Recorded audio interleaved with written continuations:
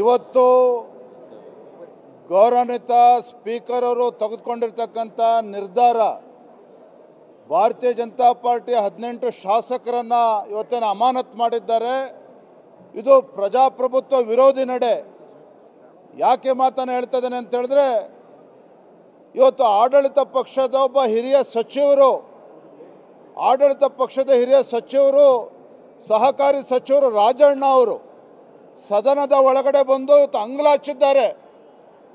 ಇವತ್ತು ಸಹಕಾರಿ ಸಚಿವರು ಏನು ಹೇಳಿದರು, ಇವತ್ತು ಹನಿ ಟ್ರ್ಯಾಪ್ಗೆ ಒಳಗಾಗಿದ್ದೇನೆ, 48ಕ್ಕೂ ಹೆಚ್ಚು ರಾಜಕಾರಣಿಗಳು, ರಾಷ್ಟ್ರ ಮಟ್ಟದ ಮತ್ತು ರಾಜ್ಯ ಮಟ್ಟದ ರಾಜಕಾರಣಿಗಳು ಹನಿ ಟ್ರ್ಯಾಪ್ಗೆ ಒಳಗಾಗಿದ್ದಾರೆ ಅಂಥೇಳಿ ಬಹಿರಂಗವಾಗಿ ಸದನದಲ್ಲಿ ಇವತ್ತು ತಿಳಿಸಿದಂಥ ಸಂದರ್ಭದಲ್ಲಿ ಆ ಒಂದು ಸಚಿವರಿಗೆ ರಕ್ಷಣೆ ಕೊಡಬೇಕಾಗಿರ್ತಕ್ಕಂಥ ಕರ್ತವ್ಯ ಇವತ್ತು ಸಭಾನಾಯಕರಾಗಿರ್ತಕ್ಕಂಥ ಮುಖ್ಯಮಂತ್ರಿಗಳದ್ದು ಇತ್ತು, ಅದೇ ರೀತಿ ಮಾನ್ಯ ಸಭಾಧ್ಯಕ್ಷರಿಗೂ ಇತ್ತು. ಹಾಗಾಗಿ ಇವತ್ತು ಆರೋಪ ಬಂದಿರತಕ್ಕಂಥದ್ದು ಕೇವಲ ಇಬ್ಬರು ಸಚಿವರ ಮೇಲಲ್ಲ, ಸದನದ 224 ಶಾಸಕರ ಮೇಲೂ ಕೂಡ ಇವತ್ತು ಕಳಂಕ ಬಂದಿದೆ, ಆರೋಪ ಬಂದಿದೆ. ಹಾಗಾಗಿ ಈ 224 ಶಾಸಕರಿಗೆ ಇವತ್ತು ರಕ್ಷಣೆ ಕೊಡಬೇಕಾಗಿರ್ತಕ್ಕಂಥ ಸ್ಥಾನದಲ್ಲಿ ಇವತ್ತು ಸಭಾಧ್ಯಕ್ಷರು ಕೂತಿದ್ದಾರೆ.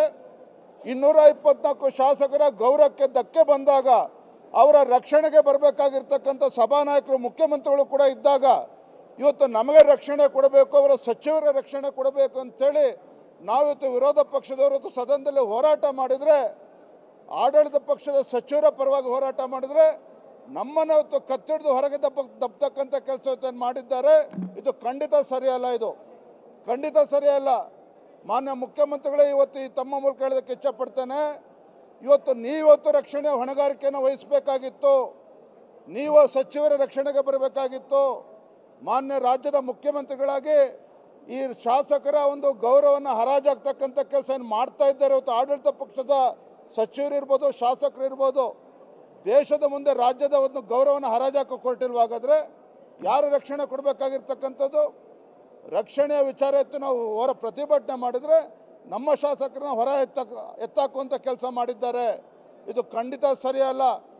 ಅಧಿಕಾರದ ಮದ ಏರಿದೆ ಇವತ್ತು ಆಡಳಿತ ಪಕ್ಷದವರಿಗೆ. ನಾನು ಹೇಳ್ತೇನೆ, ಇವತ್ತು ಎಲ್ಲಿಗೆ ಬಂದಿದೆ ಅಂತ ಹೇಳಿದ್ರೆ, ಕಾಂಗ್ರೆಸ್ ಪಕ್ಷದ ಪಾಪದ ಇವತ್ತು ಕೊಡ ಇವತ್ತು ತುಂಬಿದೆ. ಮುಖ್ಯಮಂತ್ರಿ ಸ್ಥಾನಕ್ಕೆ ಇವತ್ತೇನು ಅವರ ಸಚಿವರಲ್ಲಿ, ಹಿರಿಯ ಸಚಿವರಲ್ಲಿ ಇವತ್ತು ಪೈಪೋಟಿ ನಡೀತಾ ಇದೆ. ಇದರ ಪರಿಣಾಮ ಎಲ್ಲಿಗೆ ಬಂದು ನಿಂತಿದೆ ಅಂತ ಹೇಳಿದ್ರೆ, ಸಚಿವರು ಶಾಸಕರನ್ನ ಬೀದಿಗೆ ತರ್ತಕ್ಕಂಥ ಕೆಲಸ ಇವತ್ತು ಆಡಳಿತ ಪಕ್ಷದವ್ರು ಮಾಡ್ತಾ ಇದ್ದಾರೆ ಅಂತ ಹೇಳಿದ್ರೆ, ಇವತ್ತು ಮುಖ್ಯಮಂತ್ರಿಗಳು ನಮ್ಮ ರಕ್ಷಣೆಗೆ ಬರೋದು ಬಿಟ್ಟು, ನಿಮ್ಮ ಸಚಿವರ ರಕ್ಷಣೆ ಬರೋದು ಬಿಟ್ಟು, ಇವತ್ತೊಬ್ಬ ದಲಿತ ಪರಿಶಿಷ್ಟ ಪಂಗಡಕ್ಕೆ ಸೇರಿರ್ತಕ್ಕಂಥ ಒಬ್ಬ ಮಂತ್ರಿಯ ಮಾನ ಹರಾಜಾಗ್ತಕ್ಕಂಥ ಕೆಲಸ ಇವತ್ತು ಮಾಡ್ತಾ ಇದ್ದಾರೆ ಅಂತ ಹೇಳಿದ್ರೆ, ಅವರ ರಕ್ಷಣೆಗೆ ಬರೋದಕ್ಕೆ ಇವತ್ತು ತಾಕತ್ತಿಲ್ಲ ಮುಖ್ಯಮಂತ್ರಿಗಳಿಗೆ. ಮಾನ್ಯ ಮುಖ್ಯಮಂತ್ರಿ ನೆನಪು ಮಾಡ್ಕೊಳ್ಳೋದಕ್ಕೆ ಇಚ್ಛಪಡ್ತೇನೆ, ಹಿಂದೆ ಅವರು ಮುಖ್ಯಮಂತ್ರಿಗಳು ಇದ್ದಾಗ ಅವರ ಹಿಂದಿನ ಅವಧಿಯಲ್ಲಿ ಅಖಂಡ ಶ್ರೀನಿವಾಸ ಮೂರ್ತಿ ಒಬ್ಬ ದಲಿತ ಶಾಸಕ, ಅವ್ರ ಮನೆಗೆ ಕೆಲವು ಮುಸ್ಲಿಂ ಪುಡಾರಿಗಳು ನುಗ್ಗಿ ಬೆಂಕಿ ಹಚ್ಚಿದ್ರು. ಆದರೆ ಅಖಂಡ ಶ್ರೀನಿವಾಸ ಒಬ್ಬ ದಲಿತ ಶಾಸಕನ ರಕ್ಷಣೆಗೆ ಸರ್ಕಾರ ಬರಲಿಲ್ಲ, ಅಂದಿನ ಮುಖ್ಯಮಂತ್ರಿಗಳು ಬರಲಿಲ್ಲ. ಇವತ್ತು ಮತ್ತೊಮ್ಮೆ ಇವತ್ತು ಪುನರಾವರ್ತನೆ ಆಗಿದೆ. ಪರಿಶಿಷ್ಟ ಪಂಗಡಕ್ಕೆ ಸೇರಿರ್ತಕ್ಕಂಥ ಒಬ್ಬ ಹಿರಿಯ ಸಚಿವರ ರಕ್ಷಣೆಗೆ ಇವತ್ತು ಆಡಳಿತ ಪಕ್ಷ ಬರ್ತಾ ಇಲ್ಲ ಅಂತ ಹೇಳಿದ್ರೆ ಇದನ್ನೇನು ತೋರಿಸ್ತದೆ? ಹೇಳೋದಕ್ಕೆ ಅವರು ಬಾಯಿ ಮಾತಲ್ಲೇ ಅಹಿಂದ ಅಷ್ಟೇ. ದಲಿತರ ಬಗ್ಗೆನೂ ಕೂಡ ಕಾಳಜಿ ಇಲ್ಲ, ಪರಿಶಿಷ್ಟ ಪಂಗಡದವ್ರ ಬಗ್ಗೆನೂ ಕಾಳಜಿ ಇಲ್ಲ. ಕೇವಲ ಇವತ್ತು ಮುಸಲ್ಮಾನರಿಂದ ಹೊರಟಿರ್ತಕ್ಕಂಥ ಮುಖ್ಯಮಂತ್ರಿಗಳು ಸದನದಲ್ಲಿ ಇವತ್ತು ಶಾಸಕರು ಮಂತ್ರಿಗಳ ರಕ್ಷಣೆಗೂ ಬರ್ತಾ ಇಲ್ಲ ಅಂತ ಹೇಳಿದ್ರೆ ಇವತ್ತು ನಿಜವಾಗ್ಲೂ ಕೂಡ ದುರ್ದೈವ. ಇಂಥೊಬ್ಬರು ಮುಖ್ಯಮಂತ್ರಿಗಳು ನಿಜವಾಗ್ಲೂ ಕೂಡ ಸ್ಥಾನದಲ್ಲಿ ಮುಂದುವರಿಬೇಕಂತೇಳಿ ಯೋಚನೆ ಮಾಡಬೇಕಾಗಿದೆ. ನೆನ್ನೆ ದಿನ ಇವತ್ತು ಸದನದಲ್ಲಿ ನಡೀತಾ ಇರ್ತಕ್ಕಂಥ ಸಂದರ್ಭದಲ್ಲಿ ಇವತ್ತು ಯಾರು ಚೀಟಿ ಕೊಟ್ಟರು ಏನು ಎಲ್ಲವೂ ಕೂಡ ತನಿಖೆ ಮಾಡಲಿ.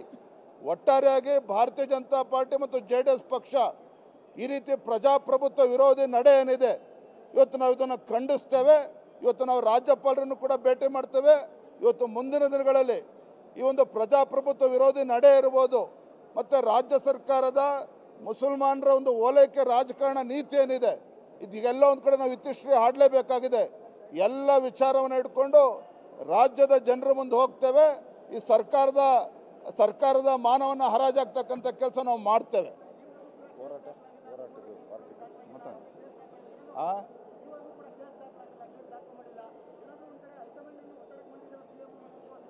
ಅವ್ರನ್ನ ಕೇಳ್ಗಳಪ್ಪ ನೋಡಿ, ಅವ್ರ ಮುಖ್ಯಮಂತ್ರಿ